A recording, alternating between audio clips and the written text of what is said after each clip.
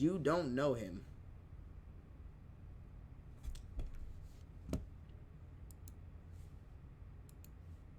With the NBA regular season coming to an end, it's time we talk about the postseason and what we might expect to see over the next several weeks. Just a few days ago, championship odds were updated, and the Brooklyn Nets came out on top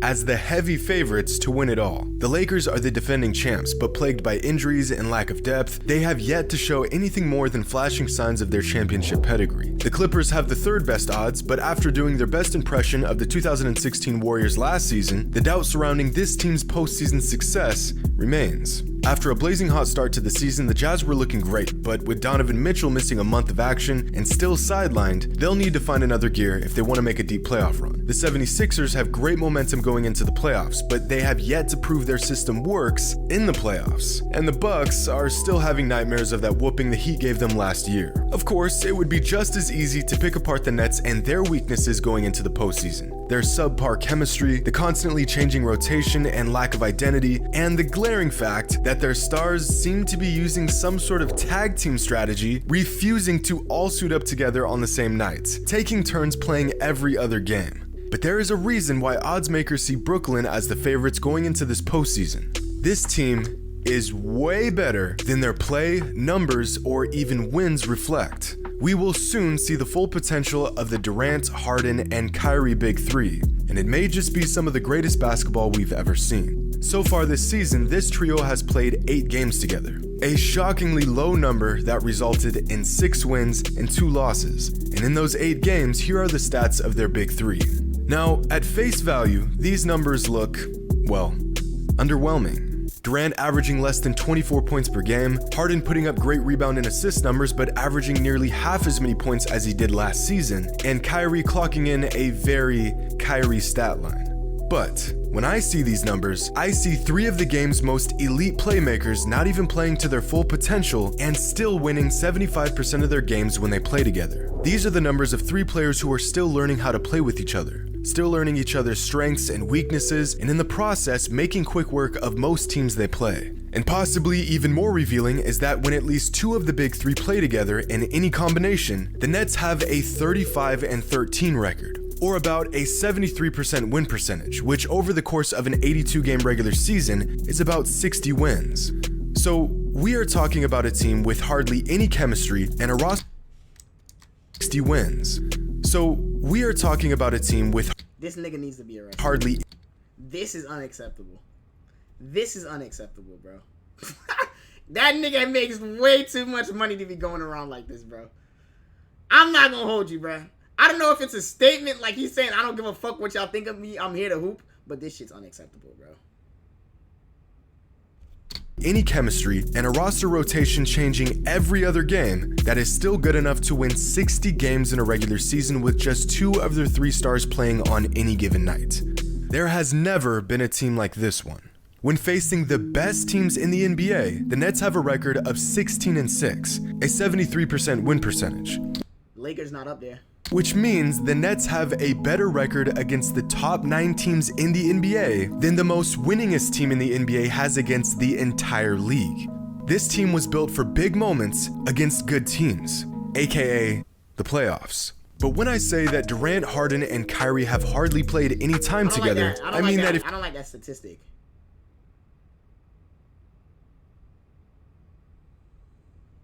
If you caught the Nets on any given night, you would swear someone was lying about this Big Three even existing. 72 games, and they only managed to lace up together in just 8.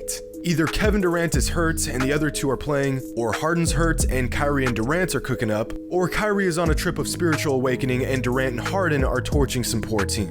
Watching these 3 guys play together is kind of like spotting a UFO. It virtually never happens, but when it does, it's unbelievable. This season, this trio has played just 202 minutes together on the court, equivalent to just over 4 games worth of minutes together. For perspective, when LeBron and Anthony Davis paired up last season, they played 1,455 minutes together before the playoffs. When Kevin Durant joined the Warriors back in the 2016-17 NBA season, the trio of him, Stephen Curry, and Klay Thompson played 1,127 minutes together before the playoffs. And when the trio of LeBron James, Dwayne Wade, and Chris Bosh joined forces in 2010, they played 1,916 minutes together before the playoffs began. In fact, over the last decade, compared to trios that won the championship, the Nets' Big Three has, by far, the least amount of minutes played together. It is staggering that the favorites to win the NBA championship this season have played such few minutes together on the court. But if there was a Big Three that could pull this incredible feat off, it's this one. But as valuable as each of these players are to the Nets' success this postseason, the key to their historic offense is James Harden, the engine to this entire system. One aspect of Harden's game that is criminally underrated is his playmaking ability. When he isn't forced to score 35 points a game to keep his team afloat, the Beard is a master at setting up his teammates and creating an effortlessly flowing offense. This season with the Nets, when Harden plays, whether he's playing with his fellow superstars or not, the Nets have a 29-7 record, an unbelievable 81% winning percentage. And the more you watch him work his magic with this offense, it's pretty obvious why. Check out this play here. Jeff Green passes the ball to Harden for a high pick and roll. Now pause it here. Because Harden can hit any shot on the court, he demands the attention of 3 defenders, 2 of them completely committing to the ball, which allows Harden to make this easy pass to Green for the bucket. There's not much you can do about this. If Markkanen doesn't close out on James, he's got an open lane or an open jumper, which then forces Valentine to step up, which opens up Shaman in the corner. On this play, Harden comes off the screen, and look at this. Look at this. 4 different defenders have completely committed to guarding Harden. This is what happens when you have an all-world bucket getter running your offense. The defense is forced to pick their poison. And this is what happens when that all-world bucket getter is also one of the best playmakers in the game. And here's the catch. Kyrie and Durant aren't even on the court. Here's another play from that same game. Harden brings the ball down. The defense scrambles knowing he can pull up from anywhere. Gotcha, bitch! Open cut inside for an easy bucket. And even if Harden doesn't make this pass, the open cut by Brown forces the defender to pick him up, leaving Kevin Durant open outside. All of this because the guy playing the point demands multiple defenders the minute he crosses half court. This was happening all night long. Harden controlling the game inside and out while scoring just 5 points. 5. The Nets can break you down in more ways than you can think of, and this is just one of them.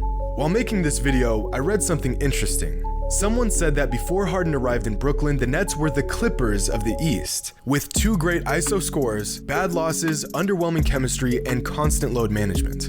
And I'd have to agree with that. But with Harden's ultra-elite playmaking ability, Kyrie and KD get to exclusively do what they do best: get buckets. Add in the most accurate three-point shooter in the NBA in Joe Harris, and you've got the most lethal offense ever assembled. Sure, the chemistry between these guys is still a work in progress, but let's be honest, Harden, Durant, and Kyrie have all been to the finals. In fact, between the 3 of them, they have 8 finals appearances and some of the biggest shots in finals history. Realistically, if you had to choose 2 players in the entire NBA to have the ball in their hands with a championship on the line, who would you KD and Bron. But if Bron's not an option, Kyrie's definitely up there. pick?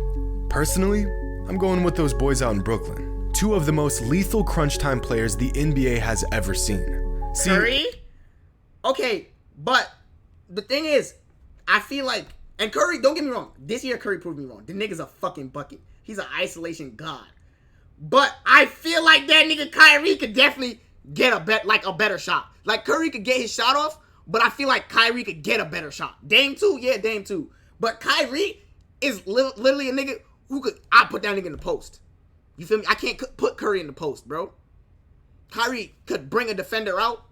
Curry can too, but Kyrie's like, you feel me? Niggas playing up on Curry because he could shoot. That nigga gonna launch that bitch. But if he get to the basket, you have a 50-50 chance of being able to stop him, right?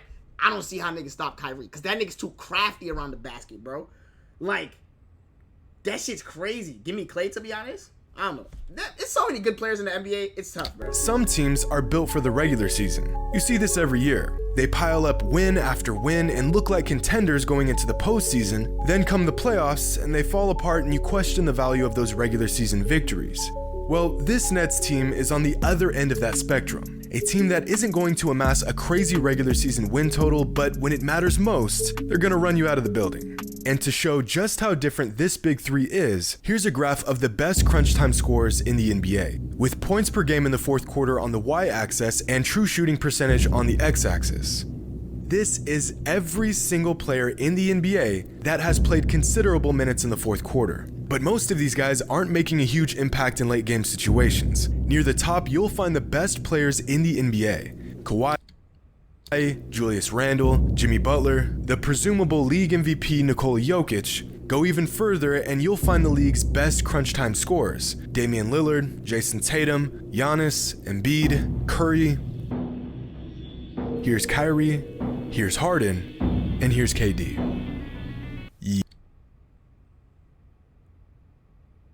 Yeah. Good luck to the other guys.